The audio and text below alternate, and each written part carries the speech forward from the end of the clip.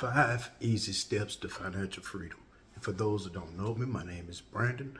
On this channel, I give financial education, a little bit of advice on what you should do to make more money. And with that being said, we're gonna jump right in.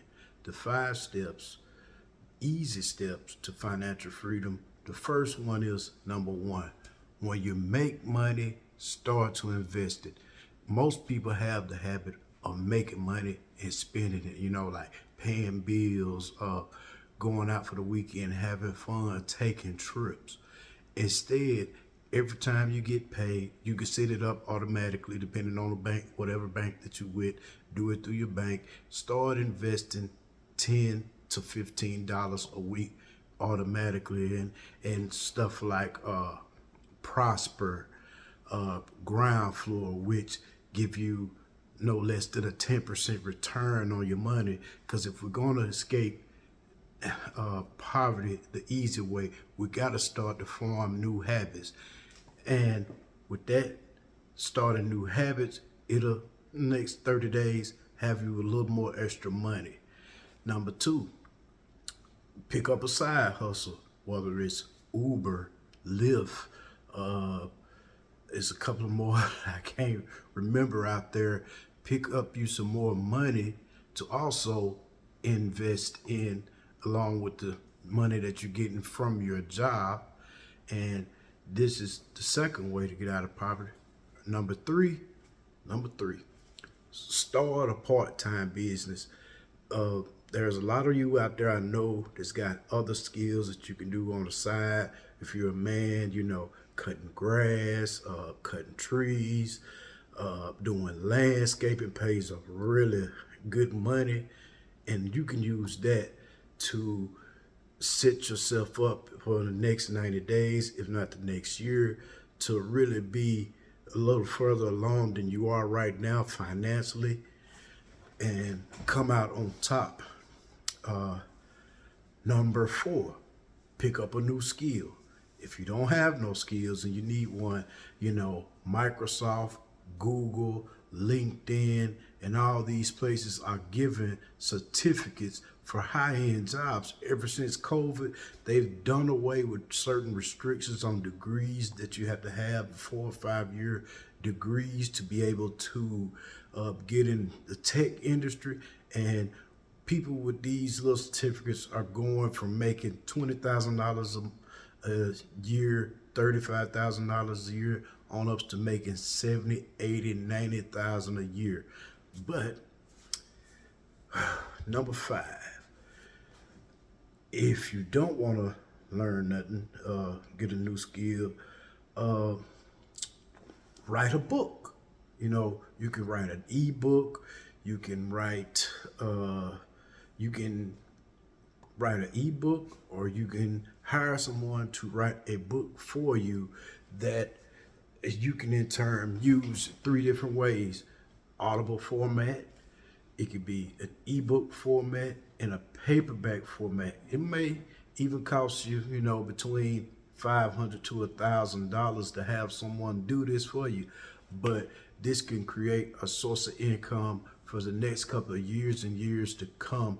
And these, my friends, are the easy 5 steps to end poverty. I mean, here lately, if you're watching, a lot of people been getting evicted and complaining about rents and stuff being raised. But, and I hate to hear that about people, but either you're going to create more income for yourself, or you're going to get your credit right, and you're going to go and get you a house. That way, we won't have to be on Facebook and all these other places Reddit crying about the increase in rents, and this should be a cap on rents.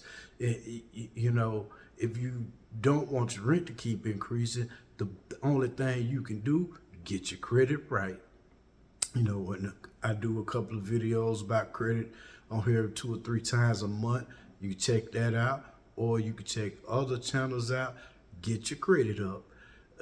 Go ahead and get some of that money out the 401k, put your 20% down, and get you a house and you'll be all right. I know it's a lot of people on YouTube and a lot of people such as Grant Cardone and a couple of others that say buying a house is a bad investment. I disagree with that. Number one, because if you owning a house is different from owning an apartment. If you own an apartment and you're not able to pay within 30 days, that next day you put out. With owning a house, if you go through hard times, depending on the state you're in, sometimes it takes 3 to 4 to 5 years to get someone out of a house in the foreclosure process. I'm not suggesting that you get a house and don't pay your bills, but I'm just saying it's much more of a security blanket. And that's one step to building wealth, is to buying a home. Because once you get qualified to buy a home, then, ask anybody that's ever bought a home. After you qualify to get bought a home, the next 30, 90 days to a year, there people send you credit cards in the mail like crazy with pre-approved offers. And a lot of times they already approved. They just want you to sign and authorize it. And that right there alone will help you build wealth. Just imagine if you did buy a home and next year or two you built up a lot of equity in it, and you could pull some of that equity out and buy some of these cheap homes. I don't know where you guys from, but I'm right here in the state of Georgia, south of here of Georgia. It's still houses for $50,000. And up where I'm originally from, Tennessee, it's still houses for $50,000. 20% of that put down, two houses can create you $1,800 a month in income. And these are the steps that you should be looking to take if you really want to get out of poverty. And I know it's hard for some people, but you got to increase your skills.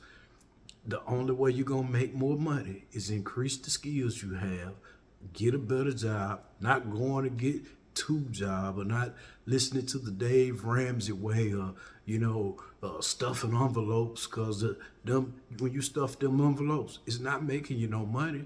But if you do like I said, and invest in ground floor, it is at least is making you 10% return on your little bit of money.